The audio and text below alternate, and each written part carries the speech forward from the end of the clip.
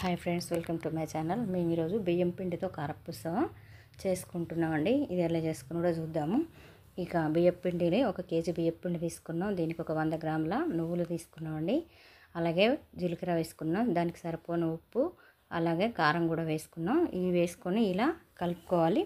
దీన్ని మంచిగా కలిసేంత వరకు కలుపుకోవాలి. అలాగే కొన్ని వేడి నీళ్ళు కూడా పోసుకోవాలి. అదే మేము వేడి నీళ్ళల్లో కొంచెం ఓమ వేసి దానిలోనే నూనె వేసి నీళ్ళు వేడి చేసుకున్నామండి. ఎందుకంటే ఈ వేడి నూనె కానీ వేడి నీళ్ళు కానీ పోస్తే ఇవి చాలా మనకు లోపల బొంగులాగా విడిసి చాలా పలపల కరకర ఉంటాయి కనుక ఇలా చేసుకుంటే బాగుంటుంది.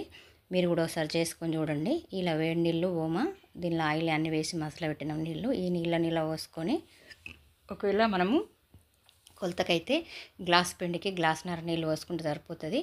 పోసుకొని కానీ మొత్తం ఎప్పుడైనా ఒకసారి పోసుకోవద్దు. ఇలా పోసుకున్న తర్వాత వేడి నీళ్ళు మనము చేతితో మాత్రం కలుపుకోలేం కదా, స్పూన్తో ఇలా మంచిగా అది కలిసేంత వరకు వేడి నీళ్ళు పోసుకోవాలి. ఇంకా మిగతా ఏమన్నా ఉంటే కూడా మంచిగా పోసుకొని కలిపి పిండిని పెట్టుకోవాలి. ఇది మనము బియ్యపిండి రొట్టె చేసుకునే వాళ్ళకైతే తెలుస్తుంది. అంటే దీన్ని ఉప్పుడు అని కూడా అంటారు. ఇలా ఉప్పి పక్కన పెట్టుకోవాలండి. పక్కన పెట్టుకుంటే పిండి అనేది మంచిగా మెత్తగా మనకు వేడి నీళ్ళు పట్టి మంచిగా పిండి మంచిగా స్మూత్గా అవుతుంది. దీన్ని మళ్ళీ మనం వెనుక చేరి చల్లటి నీళ్ళు పోసుకొని మనకు కొంచెం సరిపోయేంత మనము పిండిని పిసుకోవాలండి. ఇలా మొత్తం ఉన్న నీళ్ళు మాత్రం పోసుకొని మనము ఇలా కలుపుకొని ఇలా చేతులతో అదుముకొని ఒక పక్కన పెట్టుకోవాలి. ఒక 10 నుంచి 15 నిమిషాల సేపు అది చాలా స్మూత్గా అవుతుందండి పిండి.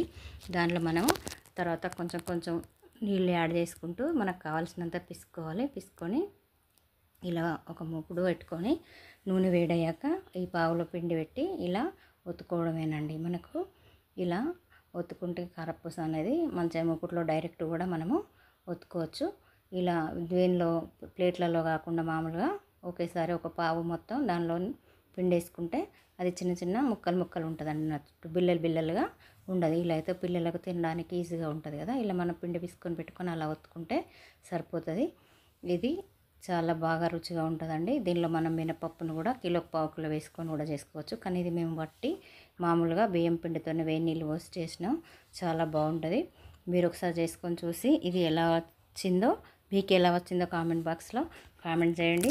ఇది మా వీడియో ఎలా ఉందో కూడా చూసి మాకు ఒకసారి కామెంట్ బాక్స్లో కామెంట్ చేయండి. ఇలా ఒక 2-3 సార్లు తిప్పుకుంటే అంతే మనకు బియ్యం పిండితో కారపూస రెడీ అయిపోయిందండి.